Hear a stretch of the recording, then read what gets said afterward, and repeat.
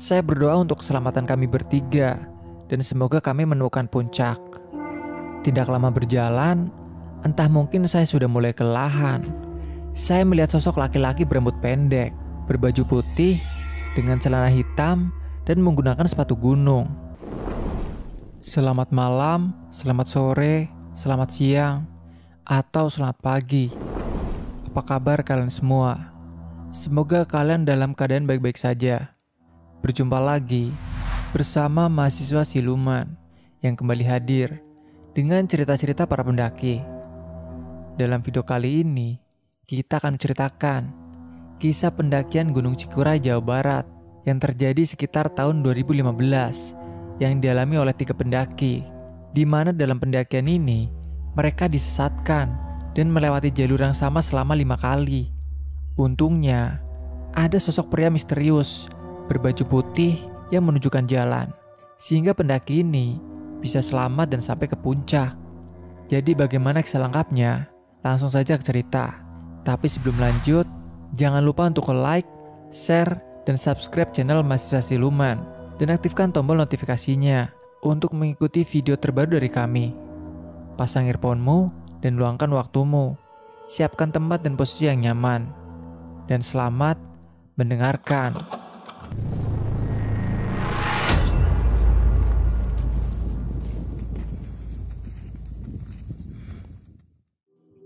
Saya mau berbagi cerita, sedikit panjang yang lumayan mistis. Ketika saya mendaki Gunung Cikuray, tepatnya hampir 6 tahun lalu, tanggal 20 Agustus 2015. Malam sebelum keberangkatan, kami baru memutuskan untuk melakukan pendakian ke Gunung Cikuray di Garut, Jawa Barat. Ini menjadi pendakian ketiga kalinya untuk saya, dengan gunung yang berbeda. Dan ini membuat saya sangat minim pengalaman tentang gunung. Begitu juga dengan 2 orang teman saya. Dengan perlengkapan 1 keril dan 1 daypack, kami berangkat dari Tangerang pukul 10 malam menuju Pasar Tanah Tinggi Tangerang untuk menumpang truk sayur, yang mayoritas dari truk tersebut akan kembali ke daerah Garut. Kami memilih opsi ini karena biaya untuk transportasinya jauh lebih murah ketimbang harus naik bus. Di awal mula perjalanan kami sudah menemukan hal ganjil, yang mungkin ini sebuah kebetulan semata. Di dalam angkot yang kami naiki untuk menuju Pasar Tanah Tinggi, ini seluruh penumpangnya, kecuali kami bertiga dan supir, tunanetra. Dan kondisi angkot saat itu hampir penuh, hingga di kursi depan samping supir yang berisikan orang-orang tunanetra. Ini baru ngeh pas sudah pulang dari gunung. Sesampainya di pasar, kami langsung mencari truk yang akan berangkat menuju Garut. Setelah hampir 3 jam muter-muter pasar, akhirnya kami menemukan truk yang akan segera berangkat dan mau mengantar kami menuju basecamp Cikuray. Karena kebetulan sang supir rumahnya di wilayah kaki Gunung Cikuray. FYI ya, kalau naik truk dari pasar, ini bagi kalian yang ingin menuju Gunung Cikuray sedikit susah. Karena mereka tidak sejalur dengan gunung. Yang lebih favorit untuk dituju yaitu Gunung Papandayan. Jadi jarang ada supir yang mau mengantarkan, kecuali seluruh isi penumpang tujuannya sama. Setelah menempuh perjalanan kurang lebih 4 jam, kalau yang udah pernah ngerasain, sensasinya truk ini pasti tahu sekencang apa. Akhirnya kami sampai di depan gang, dan ada sebuah papan yang bertuliskan, jalur menuju basecamp Cikuray via Bayombong. Loh, kami dibawa kemana ini? Karena yang kami tahu, hanya pendakian via pemancar saja. Tapi dijelaskan oleh sang supir bahwa jika kita lewat jalur ini, kita bisa ngerasain jalur terhebat Gunung Cikuray. Dan di jalur ini tidak ada pungli sama sekali, beda dengan pemancar. Dan juga penyebab utamanya sih supir rumahnya di daerah ini. Dengan sedikit kekhawatiran dari kami bertiga, akhirnya kami melanjutkan perjalanan menuju basecamp dengan menaiki ojek. Sesampainya di basecamp, kami tidak menemui satupun pendaki yang akan mendaki gunung ini. Beda dengan ekspektasi, sebuah basecamp yang ramai pendaki. Tidak lama kemudian, ada seorang ibu parubaya keluar dari warung, menghampiri kami bertiga dan bertanya, "Mau mendaki, Mas?" "Iya, Bu," sahut teman saya. "Sini, Mas, isi dulu data-data pendakiannya. Setelah mengisi data, kami sempat menambahkan logistik dengan membeli beberapa telur dan mie instan di warung yang ada di base camp. Ternyata ibu ini yang menunggu base camp. Kata beliau, biasanya anaknya yang mengurus. Berhubung anaknya sedang keluar kota, jadi beliau yang menghandle untuk saat itu. Biaya simaksi saat itu relatif murah. Kami bertiga hanya membayar 15.000. FYI, sebelum kami memulai pendakian, ibu itu menawari kami susu sapi. Karena di desa itu, banyak warganya yang menjadi peternak sapi perah. Karena harganya yang murah, kami pun memesan untuk diambil keesokan harinya ketika kami turun dari gunung. Sekitar pukul 8 pagi, kami pun memulai pendakian. Sebelum memulai pendakian, ibu tadi berpesan kepada kami untuk hati-hati karena jalur ini lumayan ekstrim dan hanya ada satu pos hingga nanti jalan menuju puncak. Waduh, gunung cuma ada satu pos dan hanya di pos 1 yang ada air untuk bekal perjalanan. Oke, berbekal informasi ini, kami pun memulai perjalanan dengan pembukaan jalur yang sangat-sangat memilukan dengan tanjakan yang tiada henti. Setelah perjalanan yang memilukan selama 4 jam, banyak istirahatnya sih. Nanjak melewati perkebunan sayur mayur warga. Kami pun tiba di pos 1. Di sana kami mengisi kembali persediaan air karena tidak ada lagi. Setelah kami memenuhi semua botol, kami memutuskan untuk beristirahat dan sedikit tidur siang sebentar di gubuk yang ada di pos ini. Ketika kami sedang beristirahat, kami bertemu seorang warga bernama Mang Ekek. Dengan perawakan yang seram, kami sedikit takut karena dia membawa parang panjang. Dan sebelumnya, kami tidak meminta izin untuk beristirahat di gubuk itu. Tapi ternyata, itu hanya sebatas perawakan saja. Beliau sangat baik dengan menawarkan kami kopi dan teh.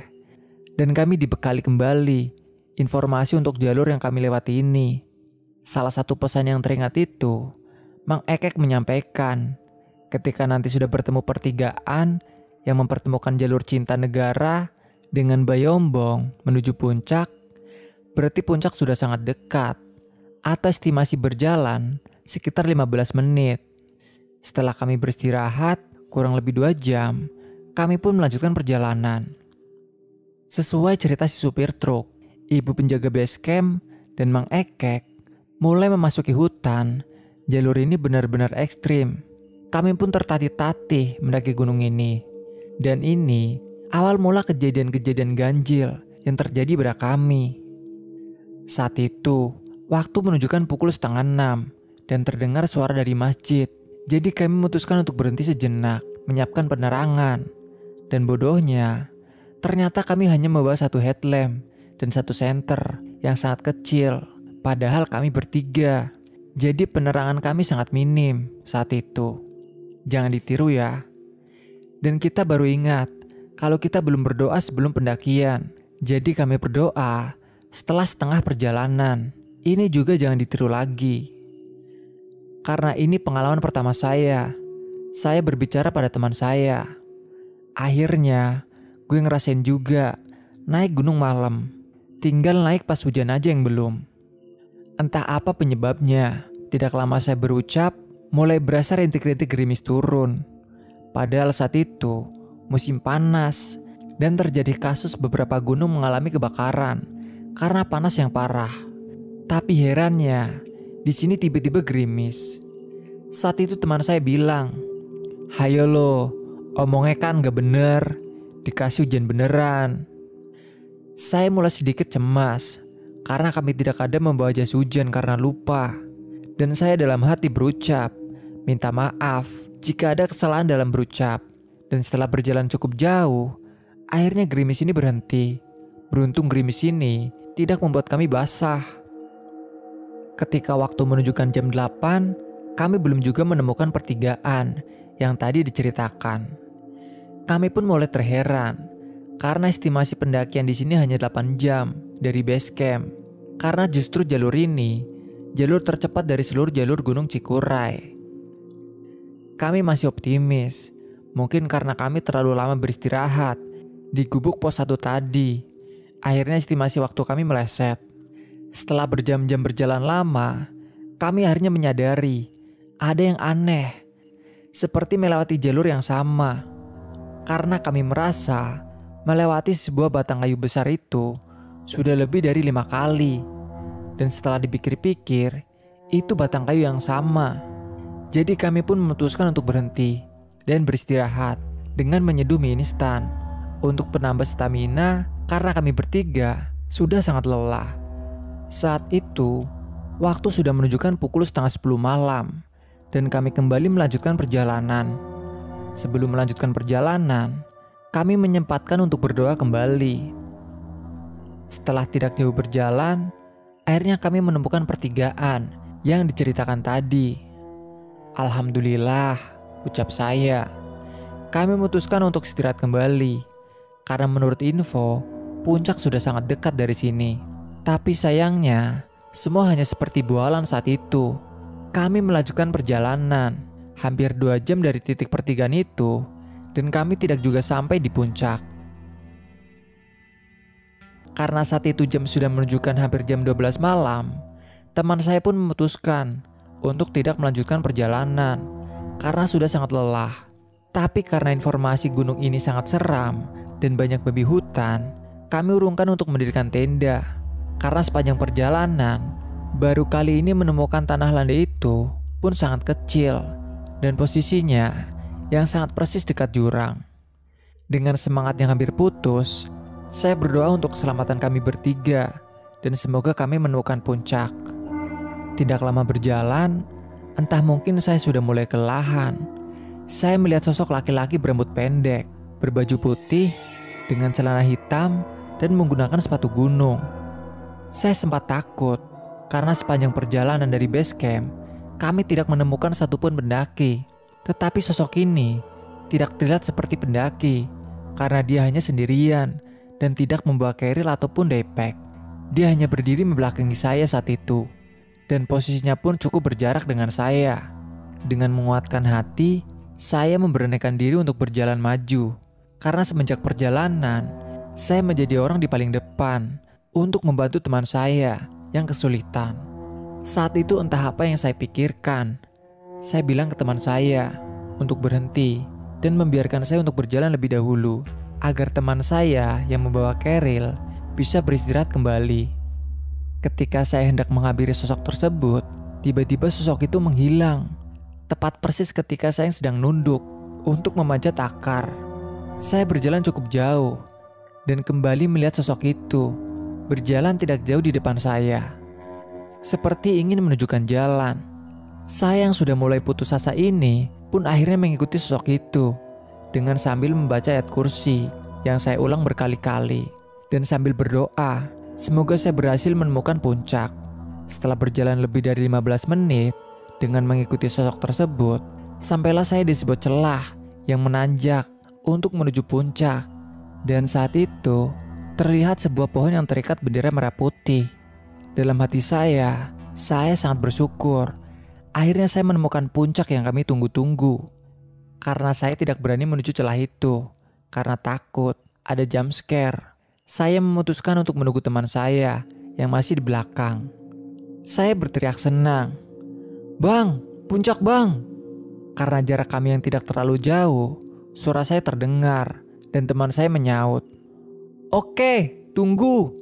Gue sambil jalan ini." Setelah menunggu cukup lama, kami pun melewati celah bersama-sama. Akhirnya kami sampai di puncak Cikuray. Dan saat itu, sudah menunjukkan pukul jam 12 malam lewat. Sesampainya di puncak, sudah ada tenda yang berdiri. Dan shelter bekas pemancar, sudah ada beberapa orang yang menempati. "Aa, baru sampai," sahut seorang terheran. "Iya nih, A," sahut saya. "Emang naik jalur mana? Naik jam berapa?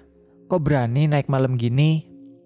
"Jam 8 pagi, A, dari Bayombong." "Masya Allah. Ya udah, kalian istirahat aja dulu. Biar saya yang bikinin tendanya." Dan dia menyuruh 3 orang teman yang lain untuk membantu kami membuka tas. Kami sempat menolak, tapi mereka kekeh untuk membantu kami. Akhirnya kami pun yang sudah sangat lelah ini pun membiarkan mereka yang ikhlas ini untuk membantu kami mendirikan tenda. Karena saya sangat lelah, saya hanya menatap langit yang malam itu sangat indah karena nampak terlihat Milky Way. Pagi harinya, kami pun menikmati sunrise di puncak Cikuray yang saat itu sedang tidak dalam kondisi ramai. Hanya ada sekitar 20 orang. Itu pun karena ternyata orang yang tidur di dalam shelter berjumlah 11 orang. Setelah itu kami melanjutkan untuk sarapan dan ingin mengucapkan terima kasih untuk orang yang semalam membantu kami mendirikan tenda. Dia bercerita bahwa dia sudah 5 kali mendaki gunung ini dan baru kali ini menemui pendaki yang sampai puncak selarut ini. Karena katanya khusus jalur yang saya lalui ini adalah jalur tercepat dan batas maksimal pendakian dari base camp menuju puncak jam 3 sore. Jadi sangat jarang pendaki sampai di puncak selarut ini. Dia juga bercerita kalau memang jalur Cikuray aneh. Jalur di sini tuh aneh, A. Saya sudah 5 naik ke sini, tapi nggak pernah hafal jalannya. Pasti berubah-ubah. Nanti juga AA ngerasain pas turun. Jalurnya beda sama pas naik semalam, ucap orang itu. Setelah ngopi dan saling bertukar cerita, rombongan mereka mengajak untuk turun bareng pada pukul 9 pagi. Karena mereka melewati jalur Cinta Negara, jalur yang berbeda dengan kami pun menolak ajakan mereka dan kami melanjutkan untuk foto-foto. Sekitar pukul 11, kami pun mulai persiapan untuk turun gunung dan kami tidak lupa untuk berdoa keselamatan. Tidak lama berjalan, sekitar 10 menit, ternyata kami menemukan pertigaan. Dan memang benar, pertigaan itu sangat dekat menuju puncak. Padahal semalam, kita hampir 2 jam berjalan menuju puncak dari titik ini. Kami yang terheran ini melakukan perjalanan dengan sedikit kegalauan. Apa yang terjadi sebenarnya malam tadi? Tidak lama berjalan, kami mendengar suara azan dan kami berhenti sejenak hingga selesai. Setelah selesai, kami melanjutkan perjalanan dan terheran ketika mendengar azan lagi untuk kedua kalinya. Dan teman saya bertanya, sebenarnya ini hari apa sih? Dan saya pun mengecek handphone dan melihat kalau hari ini ternyata hari Jumat.